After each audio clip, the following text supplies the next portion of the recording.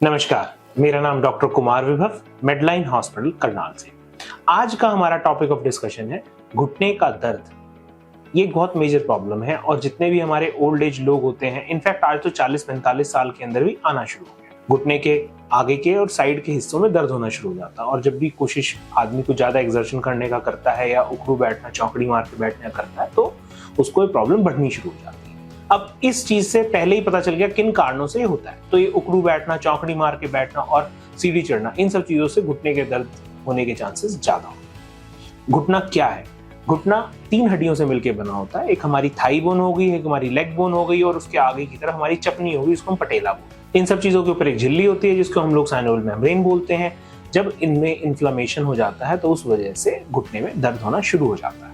अब हम बात करते हैं क्या क्या कारण हो सकते हैं घुटने के दर्द के। सबसे पहली चीज, कोई चोट लगने के कारण से हो सकता है। दूसरे नंबर पे एज रिलेटेड इश्यूज, उम्र के साथ में जब हमारी उम्र बढ़ती है तो हमारी कार्टिलेज घिसनी शुरू हो जाती है, तो स्पेसिफिकली एक पार्ट मीडियल साइड, अंदरूनी हिस्से में घुटने में पेन होता है या फिर पटेला का जो पोर्शन होता है उसमें पेन होता है, तो इसकी ये एक इंपॉर्टेंट रीजन हो सकता है।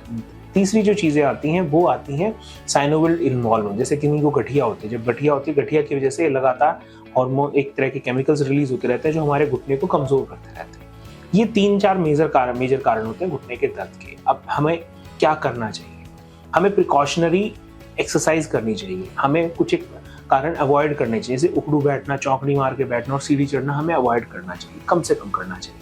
एक्सरसाइज, घुटने की स्पेसिफिक एक्सरसाइजेज होती हैं जिनको हम लोग क्वाड्रिसेप्स ड्रिल और इलियोटिबियल बैंड एक्सरसाइज बोलते हैं, वो करनी चाहिए। इसके अलावा से कुछ एक मेडिसिनल सप्लीमेंट्स होते हैं, आयुर्वेदिक दवाइयाँ और हमारी एलोपैथिक दवाइयों का मिक्सचर है जो हमें यूज कर लेनी चाहिए।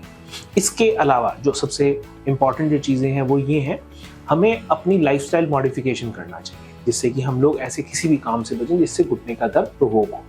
अगर इन सब चीजों को करने के बावजूद भी हमारे घुटने में दर्द कम नहीं होता है, देन किसी डॉक्टर को दिखाएं। डॉक्टर को दिखाने के बाद में वो आपको एक्सरेज करवा के बताएंगे कि आपका घुटना किस स्टेज पे है। अगर मान लीजिए घुटना जो है आपका स्टेज 1 और स्टेज 2 स्टेज पे है, तो उस कंडीशन में हम लोग दवाइयाँ और हाइटेबल ऑस्टियोटमी जैसे ऑपरेशनों से आपको ठीक कर सकते हैं।